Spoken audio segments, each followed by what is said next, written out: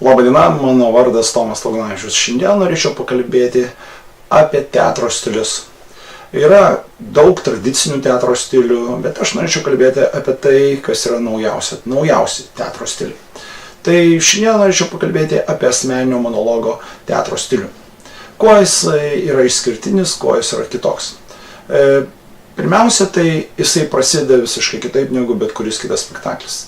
Aktorius ateina į sceną, jam uždedami davikliai, kurie tikrina jo fiziologinės, psichofiziologinės funkcijas, kurios gali atspindėti jo emocijos, gali atspindėti jo centrinės nervų sistemos aktyvumą. Tai gali būti pulso matuoklis, kraujospūdžio, kvėpavimo, centrinės nervų sistemos aktyvumo. Ir kiti metodai, kurie padeda tiesiog matyti, ar tai yra svarbus emociškai ir dalykas, ar tai yra tik tai kažkas tai tokio abstraktaus. Dabar kaip surandama tai, kas yra aktualu asmeniškai aktoriui. Todėl, kad šitam teatro stiliui kalbama tik tai apie tai, kas aktoriui yra aktualu. Laisvų asociacijų principų yra sakomi žodžiai, kurie turi simbolinę reikšmę. Pavyzdžiui, namai, šeima, meilė, laisvė. Ir kada davikliai parodo, kad iš tikrųjų tai yra emociškai svarbu, nes pasikeičia pulsas, kvėpavimas, kraujospūdis, centrinės nervų sistemos veikla, tada yra sustabdoma ir pasakoma aktoriui, kad šiuo metu jums tai yra aktualu. Mes ne viską suprantam, kas yra aktualu sąmoningai, kas yra mūsų pasąmonėje, mes to netgi kai kada neįsisąmoninam. Bet grįžtamasis ryšys įrangos pagalba duoda aktoriui supratimą, kad tai jam yra svarbu. Ir tada jisai laisvų asociacijų principų tęsia toliau. Jisai pasakoja, kas tai galėtų būti. Ir tas pasakojimas, kalbėjimas, jisai išplaukia iš jo vidaus. Jam nereikia kurti personažą, jam nereikia kurti vaidmens, jam nereikia vaidinti, jam nereikia sugalvoti kažko, tai jam nereikia išorinių ir vidinių prisitaikymų, nereikia kurti kažkokią aplinkybę, jisai kalba tai, kas jam yra svarbu. Tai tęsiasi tol, kol tema tampa neaktuali. Žinoma, irgi tai parodo įranga, kad jau tai neaktualu, tada aktorius vėl kartoja veiksmą iš naujo. Taip pat toks pats veiksmas gali būti atliekamas su keliais aktoriais. Todėl gali, pavyzdžiui, vienas asmeninis monologas, po to gali būti kito aktoriaus asmeninis monologas.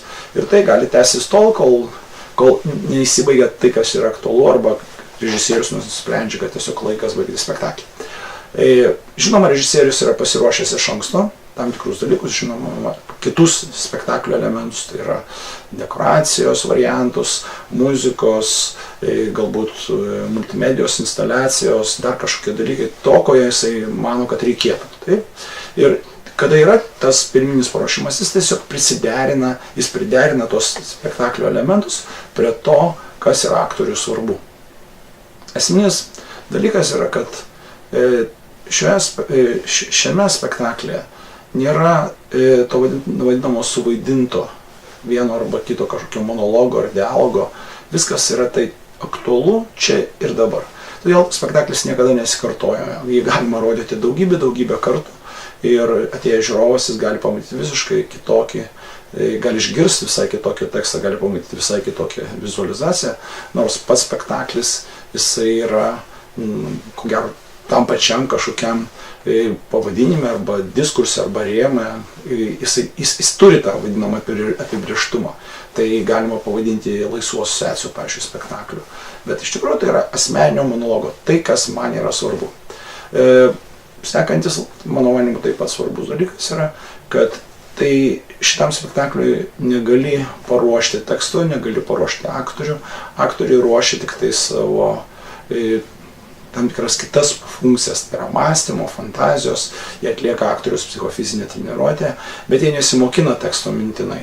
Jie nebando surasti ten kažkokių, nežinau, kaip pakeisti savo išorę arba pakeisti savo vidinius kažkokius ten pojūčius. Jis tiesiog turi surasti tai, kas jam šiandieną yra aktualu. Jeigu, pavyzdžiui, yra keli aktoriai ir jeigu jis, pavyzdžiui, iš pat pradžių neranda, jis tiesiog gali pabūti, jis gali pabūti ramybėje, jis gali pajudėti, jis gali kažką tai veikti, jis gali veikti taip, kad iššaukti tą, kas yra jam aktualu. Pabandykit tokios tipo sukurti spektaklį, išbandykite įvairius stilius, neapsiribokite tik tai vienu, pavyzdžiui, tradiciniu teatru, kuriame svarbiausia yra tekstas, kurio mes pasiremiam statydami. Aš nesakau, kad tai yra blogai, bet tiesiog aš manau, kad reikia tiesiog ieškoti įvairovės. Eksperimentuokit ir tikrai rasit įdomių sprendimų. Sėkmės jums režisūroje, vaidyboje ir geros kūrybos. Iki sekančių susitikimų. Sekantį kartą kalbėsim apie kitą teatro stilių.